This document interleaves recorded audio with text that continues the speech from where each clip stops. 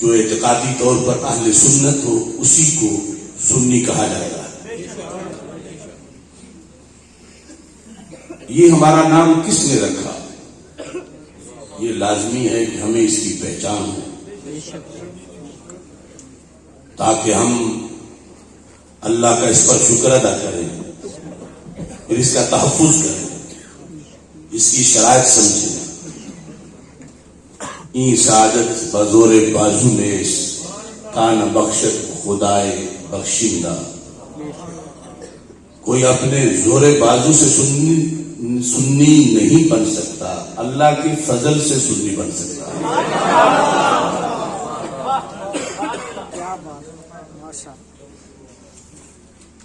ہمارا نام اہل سنت،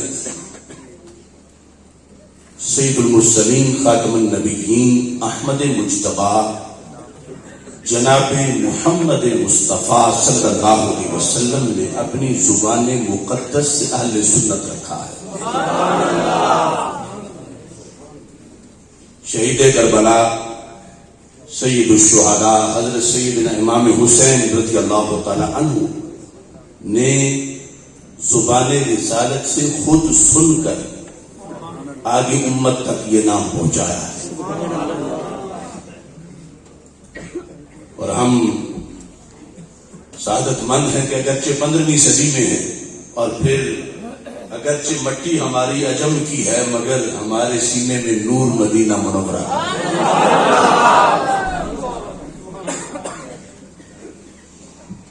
سنی ہونا عقیدے کے امتحان میں کامیابی کی دلیل ہے، لیکن امتحان صرف عقیدے کا نہیں عمل کا بھی ہے، مگر وہ تب ہے جب عقیدے کے امتحان میں کامیابی حاصل ہوگی تو پھر نماز روزے کا امتحان ہوگا، اور اگر معاذ اللہ کوئی عقیدے کے امتحان میں ہی فیل ہو گیا تو نہ نماز کام آئے گی نہ روزہ کام آئے گا۔ اس واسطے سب سے اہم چیز یہ ہے، اور اس کی فوراً بعد کہ باقی تمام اصلاحی کاوشیں۔ الکامل کے اندر یہ حدیث شریف موجود ہے جو حضرت امام حسین رضی اللہ تعالی عنہ نے میدان کربلا میں روایت کی تھی، اور الکامل میں اس کو امام ابن الاسیر نے 30ویں جلد کے اندر صفحہ نمبر 419 میں ذکر کیا۔ اہل سنت کوئی فرقہ وارانہ اصطلاح نہیں، کوئی فرقہ وارانہ نام نہیں، کوئی فرقہ واریت نہیں، بلکہ زبان رسالت صلی اللہ علیہ وسلم کا دیا ہوا ایک مقدس تحفہ ہے۔ سبحان اللہ۔ سیدنا امام حسین رضی اللہ تعالی عنہ ارشاد فرماتے ہیں 419 صفحے پر یہ حدیث شریف موجود ہے کہ آپ نے اس کے بیان سے پہلے ان لفظوں سے جھنجھوڑا، اولم یبلغکم قول مصطفی، اے لوگو کیا تمہیں وہ مشہور حدیث نہیں پہنچی؟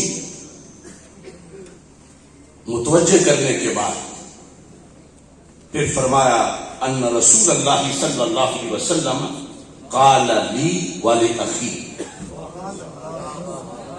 اللہ کے رسول صلی اللہ علیہ وسلم نے مجھے فرمایا اور میرے بھائی امام حسن رضی اللہ تعالی عنہ کو، ہم دونوں کو اللہ کے رسول علیہ السلام نے یہ ارشاد فرمایا۔ وہ ارشاد کیا ہے؟ فرمایا کہ ہمیں یہ فرمایا انتما سیدا شباب اہل الجنہ وقرۃ عین اہل السنہ۔ اے حسن و حسین، تم دونوں جنتی جوانوں کے سردار ہو، اور تم دونوں اہل سنت کی آنکھوں کی ٹھنڈک ہو۔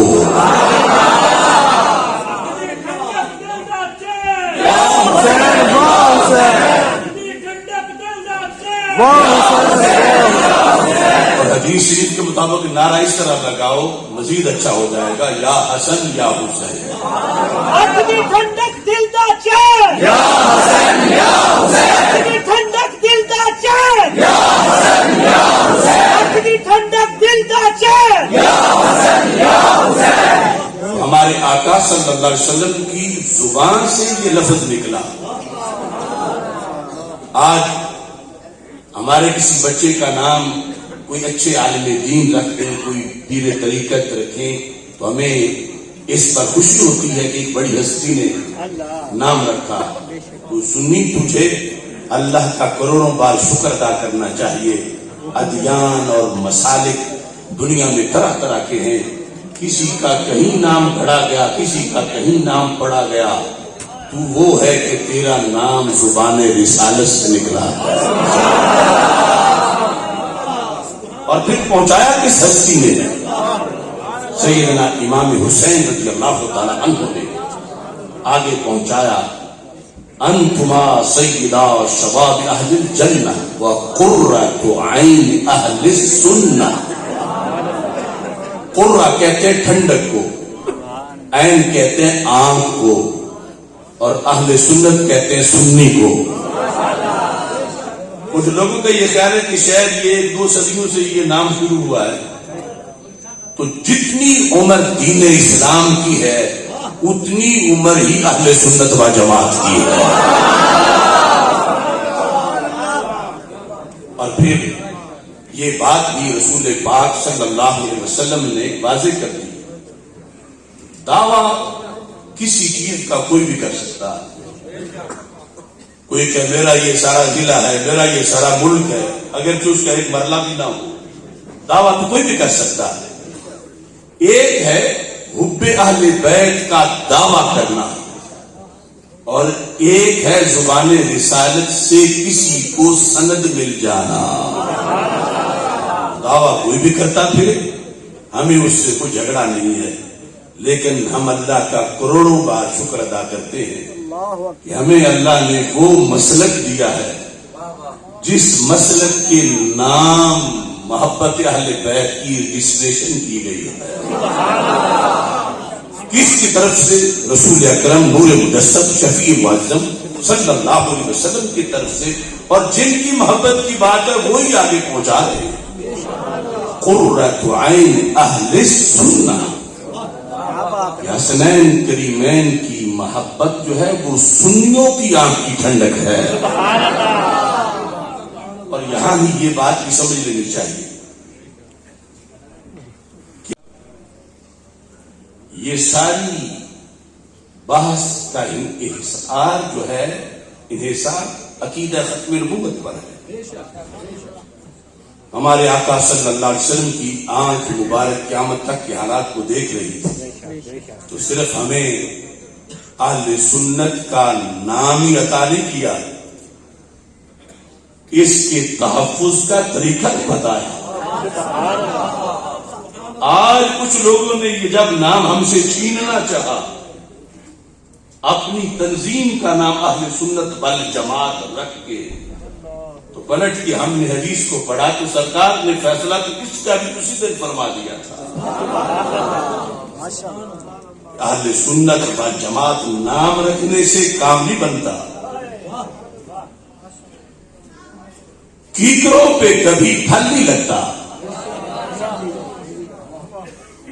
ہر پھل کا مدار ایک خاص بیج پر ہے، جن کے سینے کھنڈر اور ویران ہوں، حسنین کریمین کے بغض سے بھرے ہوئے ہوں، ان کو دربار رسالت سے اہل سنت کا نام نہیں ملا۔ اہل سنت کا نام ان خوش نصیبوں کو ملا ہے کہ اگر دل کو چیرا جائے تو آدھے پہ حسن لکھا ہو، آدھے پہ حسین لکھا ہو۔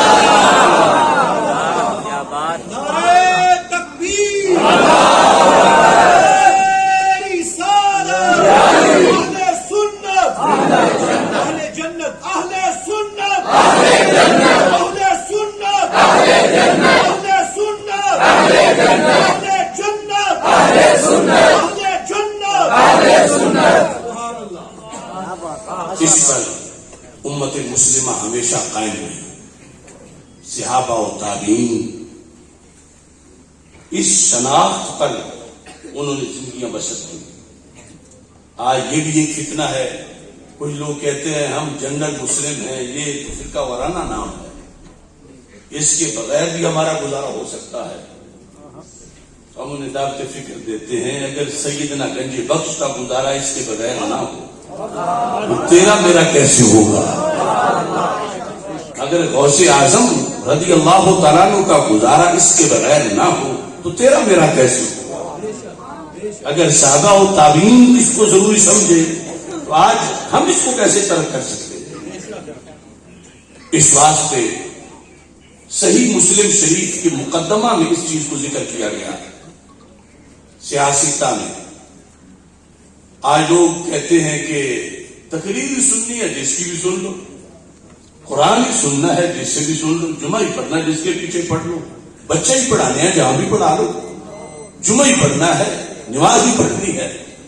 اور اگر کوئی کہے کہ پہلے عقیدہ چیک کر لو تو کہتا ہے یہ سختیاں یہ بریلی شریف والوں نے گھڑ لی ہیں،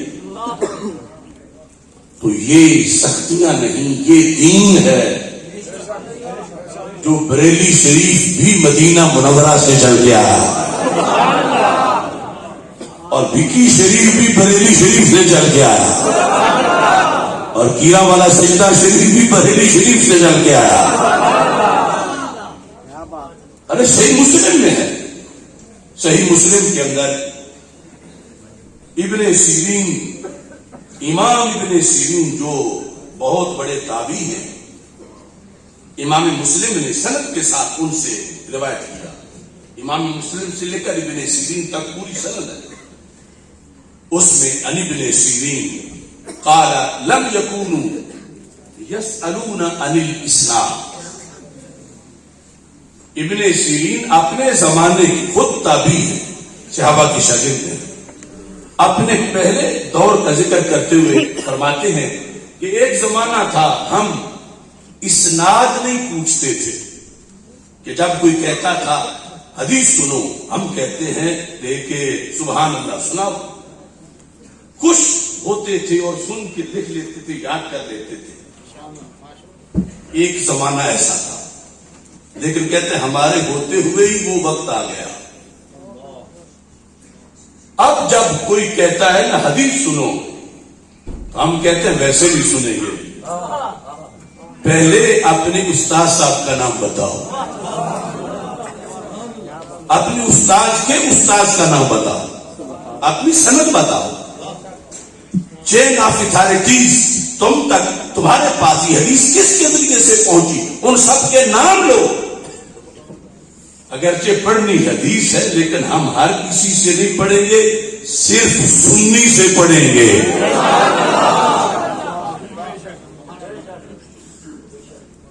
وہ کہتے ہیں لم یکونوا یسألون عن الاسلام۔ ابن سیرین کہتے ہیں ہمارے بڑے اولین تابعی اسناد نہیں پوچھتے تھے۔ فلما وقعت الفتنہ، جب فتنہ آ گیا، کیا آیا؟ فتنہ آیا۔ کیا فتنہ تھا؟ یہاں فتنہ سے مراد یہودیت نہیں، اگرچہ وہ فتنوں میں بہت بڑا فتنہ ہے۔ یہاں فتنے سے مراد نصرانیت نہیں، سکھ ہندو ان کا کلچر نہیں۔ فلما وقعت الفتنہ، جب وہ بد اعتقادی آ گئی، جو کہتے تو اپنے آپ کو مسلمان تھے مگر ان کے نظریات صحابہ سے متصادم ہو گئے، کہتے جب یہ فتنہ آ گیا تو پھر کہتے ہم نے پہرا لگا دیا کہ اب ہمارے کانوں میں ہر کسی کی بات نہیں جائے گی، ہمارے بچے ہر کسی سے نہیں پڑھیں گے۔ یہ ذرا ہوش سے سننا بات ہے ابھی دور صحابہ و تابعین کی۔ اب تو فتنوں کی ماں نے کروڑوں بچے نکال دیے ہیں، اور آج تیری میری کیا حیثیت ہے؟ وہ ابن سیرین ہے ان کی ول پاور کتنی مضبوط ہے، وہ کتنی استقامت والے ہیں. لیکن کہتے ہیں لما وقعت الفتنہ، جب فتنہ آ گیا، رفض کا فتنہ، خارجیت کا فتنہ، ناسبیت کا فتنہ، اعتزال کا فتنہ، مرجیہ، جبریہ، قدریہ کا فتنہ، جب فتنہ آ گیا تو تدریس اور تعلیم تبلیغ کے لیے ایک فرض بڑھ گیا. وہ کیا تھا؟ قالوا سموا لنا رجالکم. پھر یہ لازم قرار دیا گیا کہ جو بھی پڑھائے پہلے سند بتائے. اللہ اکبر. یعنی اعلان ہوتا تھا کہ حضرت صاحب آئے ہوئے سارے اکٹھے ہو جاؤ ان کا درس سنو. تو ابن سیرین کہتے ہم ویسے بھی درس سنتے تھے، ہم کہتے تھے بتاؤ حضرت صاحب کون ہے، استاد کے استاد کون ہے. کہتے تھے فَيُنْظَرُ إِلَىٰ أَهْلِ السُّنَّةِ. یہ صحیح مسلم میں لفظ لکھے ہوئے ہیں مقدمہ میں کہ یہ کیوں پوچھتے تھے کہ اپنے رجال بتاؤ، اپنے اساتذہ جو بتانا چاہتے ہو کس سے سنا تھا، اس نے کس سے سنا. یہ تفسیر کیوں پوچھتے تھے؟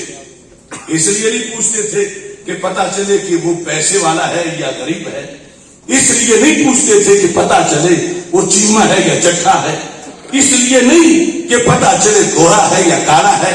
کہتے ہیں اس لیے پوچھتے تھے پتا چلے کہ سنی ہے یا غیر سنی ہے. فَيُنْظَرُ إِلَىٰ أَهْلِ السُّنَّةِ. دور تابعین میں دین پڑھنے کے لیے، جمعہ پڑھنے کے لیے پوچھا جاتا تھا کہ یہ جو درس دینے والی ہستی ہے یہ کون ہے. کہتے ہیں فَيُنْظَرُ إِلَىٰ أَهْلِ السُّنَّةِ فَيُؤْخَذُ حَدِيثُهُمْ. اگر سنی ہوتا تھا تو پھر حدیث حاصل کی جاتی تھی، اور اگر سنی نہیں ہوتا تھا کہتا تو وہ بھی تھا قال رسول اللہ صلی اللہ علیہ وسلم، کہتا وہ بھی تھا. آیت قرآن پڑھ کے میں تفسیر کرتا ہوں تو امام ابن سیرین کہتے ہیں وَيُنْظَرُ إِلَىٰ أَهْلِ الْبِدْعِ فَلَا يُؤْخَذُ حَدِيثُهُمْ. سنی کے سوا سب بات اعتقادی کو اہل بدع کہا گیا. فرمایا اہل سنت کے سوا جو کچھ سننے کا بھی بند کیا جاتا تھا ہم اس کی بات سنتے ہی نہیں تھے. ہم کان بند رکھتے تھے، آنکھیں بند کر دیتے تھے، اس کے پاس بیٹھتے نہیں تھے کہ اس کی بد اعتقادی کہیں ہم پہ اثر نہ کر جائے. ابن سیرین انہوں نے دارمی میں ہے، ایسے کچھ لوگ آ گئے تو کہا کہ امام ہم تھوڑا سا بیان کرنا چاہتے ہیں آپ کے پاس. فرمایا نہیں میں نہیں سننا چاہتا. کہا حدیث بیان کرتے ہیں. فرمایا نہیں سنتا. کہا آیت بیان کرتے ہیں. فرمایا نہیں سنوں گا. پھر کہا تم نے اٹھ کے جانا ہے یا میں اپنے گھر سے نکل جاؤں. وہ آخر ڈھیٹ ہو کے نکل گئے. تو مریدوں نے کہا حضرت اتنی بھی سختی کیا کر دی تھی؟ وہ تو حدیث سے سنانا چاہتا تھا نا، آیت پڑھنا چاہتا تھا. فرمایا اگر وہ آیت پڑھ کے کوئی غلط تعویل کرتا مجھے ڈر ہے کہیں اس کی غلط تعویل میرے دل میں گھر نہ کر جاتا، کیونکہ عقیدہ بڑی نازک چیز ہے. اب ابن سیرین جیسے امام کو تو خطرہ ہو اور تجھے مجھے کوئی نہ ہو، ہماری اولادوں کو خطرہ کوئی نہ ہو. اس بنیاد پر وہ زمانہ جب اس وقت اتنی پرہیز تھی، اتنی احتیاط تھی، اور آج لوٹ مار ہے، صلح کلیت کی، اور اس انداز میں اپنے جگر پاروں کو، اپنی اولادوں کو، اپنے رشتہ داروں کو، عزیز و اقارب کو، اور خود اپنے آپ کو ان کے سامنے رکھ دیا گیا ہے کہ جن کا ایک لفظ بھی ان کی بد اعتقادی کی بنیاد پر سننا جائز نہیں سمجھا جاتا تھا. یہ ہماری سیاستہ کے ان اصولوں کے مطابق سنی کانفرنس ملک میں یہ سندیشہ دینا چاہتی ہے ہم جنگ نہیں چاہتے، ہم بدامنی نہیں چاہتے، ہم فرقہ واریت نہیں چاہتے، ہم فساد نہیں چاہتے، ہم اپنی نسلوں کو مدینہ منورہ والی وہ فضا دلوانا چاہتے ہیں. نعرہ تکبیر، نعرہ رسالت. سنی نظریات کی بنیاد پر اگر انسان اپنی حفاظت کرتا ہے تو کتنا قیمتی بن جاتا ہے، معاشرے کا کتنا یوزفل شے یہ ہے. کیا اس کے فائدے ہیں، اس کو اپنا فائدہ کیا ہے اور اس کے فائدے کیا ہیں. بات لمبی ہے. دنیا میں اور کوئی ایسا فارمولہ نہیں جس سے بندے کی زندگی کا ہر سیکنڈ محفوظ ہو جائے. اگر ہر سیکنڈ برباد ہونے سے بچ سکتا ہے اور یقیناً بچ سکتا ہے، وہ سنی نظریہ کی بنیاد میں بچ سکتا ہے. ارے ضائع تو گھنٹہ بھی ہو جائے تو بندے کو افسوس، دن ہو جائے، اور اگر پوری زندگی ضائع ہو جائے. آج لے ان کی پناہ، آج کل نہ مانے گی قیامت کو اگر مانے. مستدرک للحاکم میں یہ فرمان موجود ہے ہمارے آقا صلی اللہ علیہ وسلم کا، لو ان رجلا سفن بین الرکن والمقام وصلى وصام ثم لقي الله وهو مبغض لأهل بيت محمد صلی اللہ علیہ وسلم داخل النار. عقیدے کی ایک غلطی سے ساری عمر برباد، اور اس عمر میں جو کچھ کیا سب کچھ برباد. ہم تو اتنی نیکی کرنے کی صلاحیت ہی نہیں رکھتے. ہمارے آقا صلی اللہ علیہ وسلم فرماتے ہیں، فرض کر لو ایک بندہ اس نے عجم میں زندگی نہیں گزاری، عرب میں گزاری، عرب میں بھی حرم میں گزاری، حرم میں بھی کعبے کے سامنے گزاری، اور پھر جاگ کے گزاری، رات کو قیام دن کو صیام، اس طرح نیکیوں سے بھرپور گزاری. وہ جگہ جہاں کعبے کی انوار سے صرف دیکھنے سے ہی گناہ جھڑتے رہتے ہیں، اس کا ویزا ہفتے کا یا مہینے کا نہیں تھا یا سال کا نہیں تھا، ساری زندگی اس نے کعبے کے دروازے کے سامنے گزار دی. لیکن عقیدے میں ایک غلطی تھی. جب مرا تو کیا ہوا؟ فرما دخل النار، جہنم میں گیا. نہ کلمے نے بچایا نہ کعبے نے بچایا.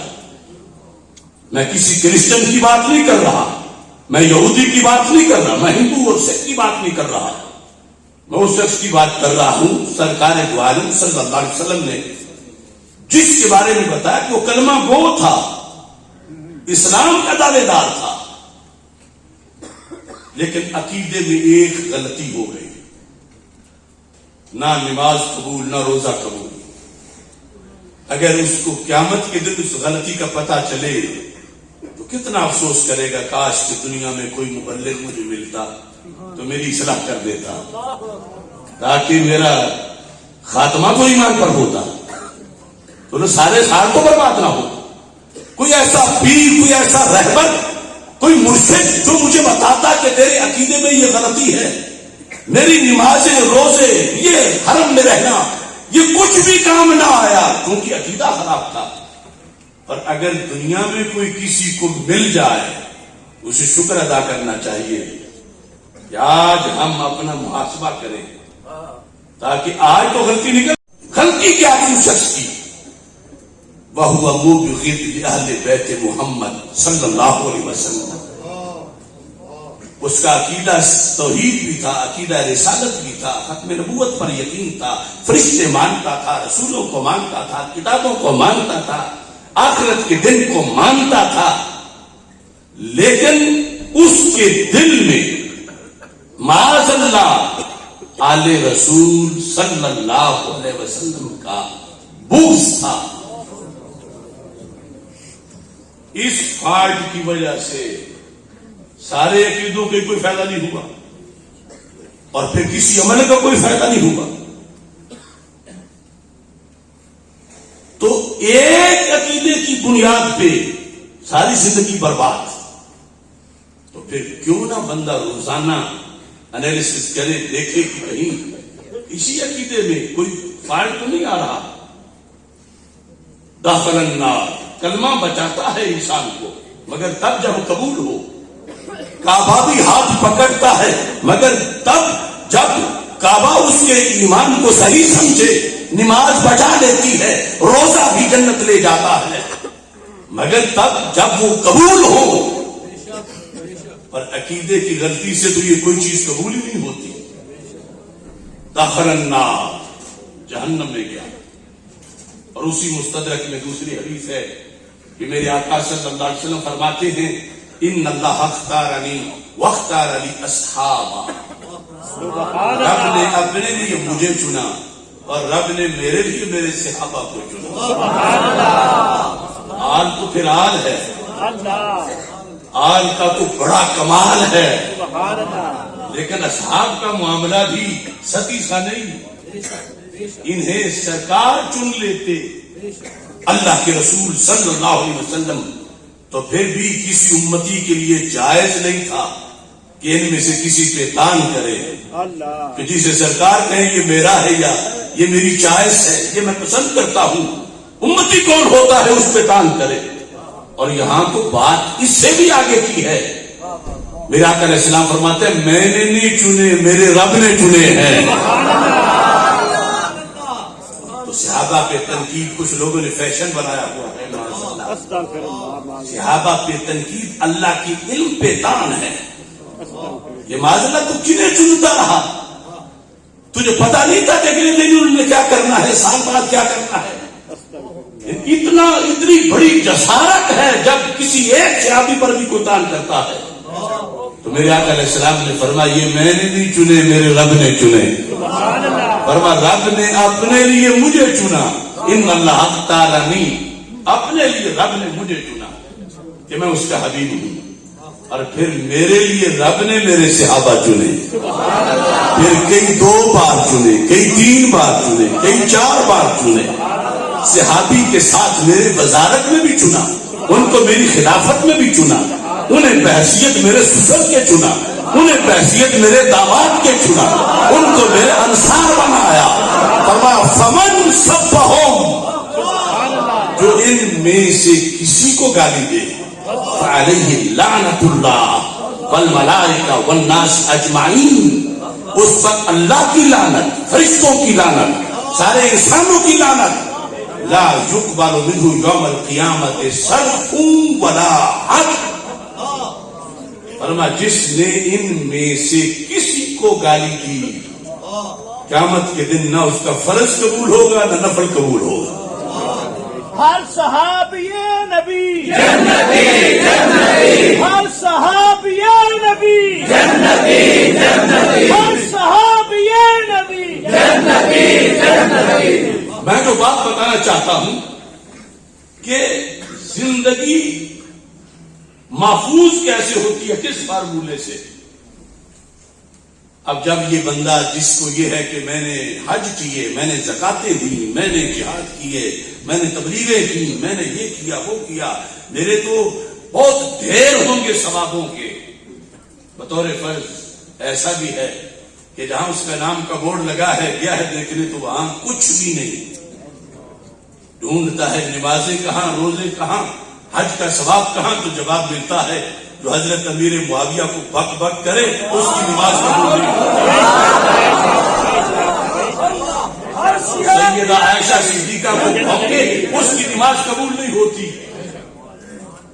اس دن سوچے گا کاش کہ دنیا میں کوئی رہبر مل جاتا جو میری یہ غلطی مجھے بتاتا.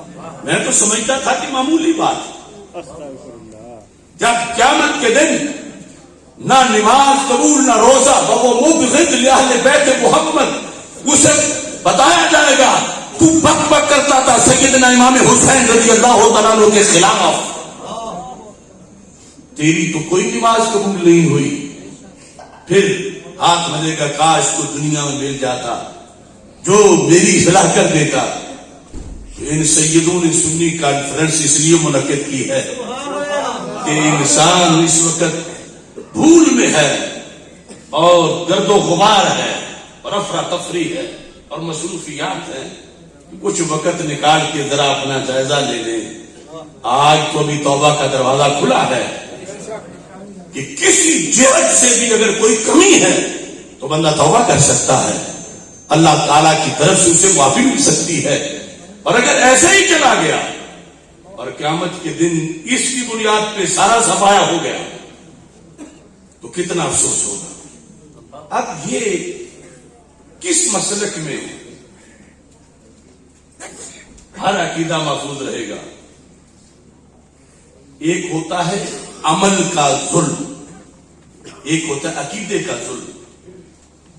ہم عمومی طور پر جو اعمال کا ظلم ہے، افعال کا، اسے بڑا سمجھتے ہیں اور اس سے غائب بھی ہو جاتے ہیں، اس سے بچنے کی بھی کوشش کرتے ہیں. لیکن اعتقادی ظلم ویسے ہی چلا جاتا ہے. حالانکہ جتنا بھی بڑا ظلم ہو اعمال کے لحاظ سے بچنا تو اس سے بھی ضروری ہے. لیکن بخاری کی حدیث میں 100 کا قاتل بھی بخشا گیا. قتل تو ناحق ایک بھی بڑا جرم ہے، لیکن 100 کا قاتل بھی بخشا گیا. ادھر اتنا بڑا ظالم تھا کہ 100 انسان کو ناحق قتل کیا تھا، بخشا گیا. مگر عقیدے کی تو معمولی سی دراڑ بھی بخشی نہیں جائے. ان الشرک لظلم عظیم کیوں کہا گیا؟ قتل بھی ظلم ہے، مگر شرک وہ ظلم ہے 100 قتل بھی وہاں نہیں پہنچتا. اور لوگ ادھر سوچتے نہیں. ظلم ہے وضع شیء فی غیر محلہ ہی. اللہ کو جیسے ماننے کا حق ہے ویسے ماننا عدل ہے. وَمِمَّنْ خَلَقْنَا أُمَّةً يَهْدُونَ بِالْحَقِّ وَبِهِ يَعْدِلُونَ. کچھ لوگ عدل کرتے ہیں، اعتقادی عدل